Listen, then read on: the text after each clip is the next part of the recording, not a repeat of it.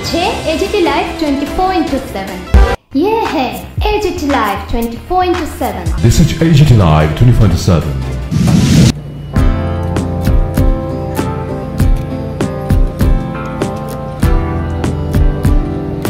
মাননীয় মুখ্যমন্ত্রী professor doctor Manik Saha মহোদয় জয় করব এবং বরণ করতে চলে যাচ্ছি। উপস্থিত কেশবনাথ, সৌরভ দাস,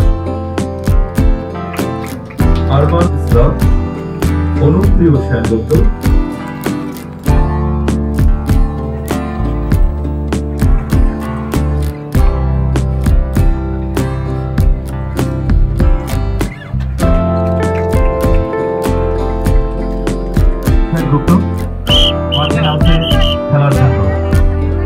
আমারও দর্শকদেরকে অনুরোধ করবো করতালি দিয়ে তাদেরকে অভিনন্দন জানানোর জন্য।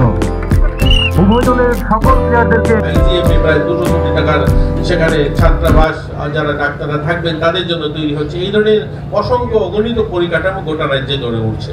ক্রীড়া পরিকাঠামো যদি বলুন, সবচেয়ে মাননীয় মুখ্যমন্ত্রীকে ধন্যবাদ দিতে হবে যে আমাদের রাজ্যে এটা প্রথমবার বোধ হয় এই ধরনের একটা সেলিব্রিটি ম্যাচ বা এই ধরনের একটা মাঠ উদ্বোধন আমরা করছি। এমন একটা প্রান্তিক এরিয়ায় কমলপুরের মতো একটা মহকুমা শহরে তৈরি হয়েছে এবং এটার উদ্বোধন করছি।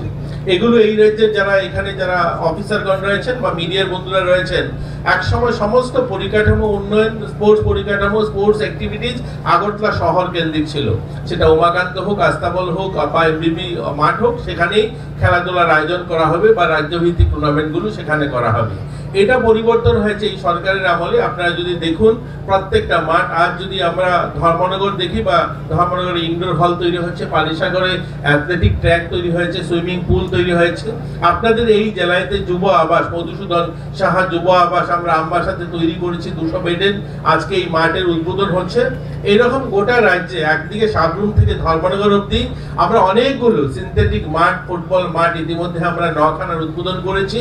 8 তারিখে আর একটা সিনথেটিক ফুটবল মাঠ আমরা উদ্বোধন করব দেওড়াছড়া কৈলাসহরে একদম প্রান্তিক গ্রামে, সেখানে ফুটবল খেলোয়াড়দের তাদের জন্য সেই মাঠটা তৈরি করা হয়েছে। গঙ্গানগরের মতো জায়গা থেকে মাটি আনতে হয়েছে এই মাঠ তৈরি করতে। তার জন্য মানে প্রপার যারা এই বিষয়ে জানে মাঠকে কিভাবে তৈরি করতে হয়, আমাদের ত্রিপুরারই এক ব্যক্তি আজকে এই বিসিসিআই একজন প্রধান এই মাঠ তৈরি কিউরেটর আমাদের ত্রিপুরার একটা মেয়ে এখন সর্বভারতীয় স্তরে অর্থাৎ বিসিসিআই এটা মানে বেস্ট কোচ হিসাবে এখন কাজ করছে। মানে এই ধরনের এখানে আমরা সত্যি আজকে আনন্দিত যে যদি মানে সুযোগ দেওয়া হয় তাহলে আমাদের কোনো অবস্থায় ত্রিপুরার থেকে মানে খামতি নেই আমাদের ট্যালেন্টে। এবং 1697 সালে প্রথম অফিসিয়ালি ক্রিকেট খেলা শুরু হয়। আমরা অনেকে হয়তো বা জানি, আমি মনে হলো যে এটা বলা দরকার এখানে।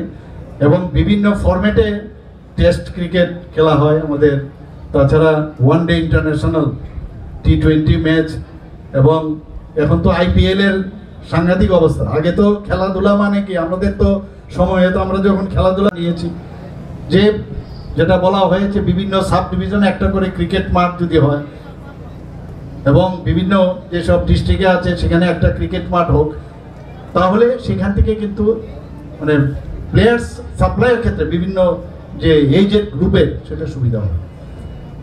আমাদের এখানে আমার মনে আছে যে আমি সারা ত্রিপুরাতে আমি তখন ঘুরেছি বিভিন্ন জায়গায়, এখনও অনেক জায়গায় মানে ক্রিকেট মাঠ নিয়ে সমস্যা আছে। গতকালও আমার কাছে একটা ফাইল এসছে ক্রিকেট অ্যাসোসিয়েশন থেকে, বলছে ওখানকার যারা বিভিন্ন ব্যক্তিরা আছেন তারা আমার কাছে আহ্বান করেছেন, যেমন আপনার সাবরুমে।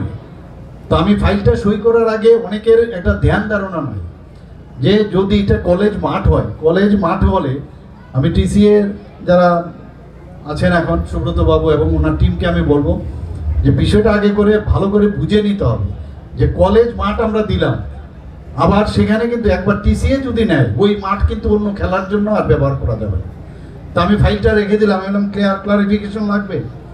কালকে যোগেন্দ্রনগরেরও একটা স্কুলের একটা সামনে, সেখানেও মানে একটা মাঠের জন্য TCA থেকে ওনারাও আবেদন করেছেন, ওখান থেকে এসছে। আমি সেটাকেও বললাম যে আগে কনফার্ম করে নিন।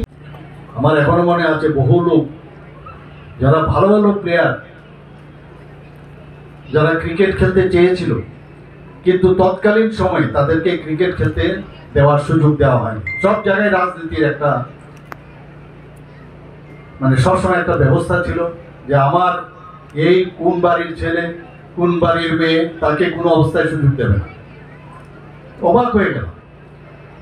আমার এখনো মনে আছে, বলতে দ্বিধা নেই, কয়েকজন তো এমনও আছে যে রঞ্জি ট্রফি খেলেছে 50 থেকে 60 বার। তো আমরা ধরে নিতাম খুব ভালো। তো আমাকে একজন বললো যে ও হয়েছে ঠিকই, 50 বার 60 বার খেলেছে ঠিকই, কিন্তু ভারত থেকে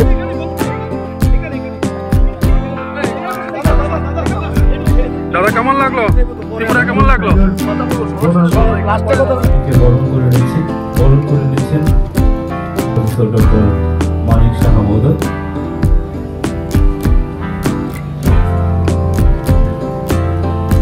বরণ করে নেবেন আজকের অনুষ্ঠানের বিশেষ অতিথি রাজ্যের মাননীয় মন্ত্রী শ্রী টিঙ্কু রায় মহোদয়। আজকের অনুষ্ঠানের বিশেষ অতিথি রাজ্যের মাননীয় মন্ত্রী শ্রী টিঙ্কু রায় মহোদয়।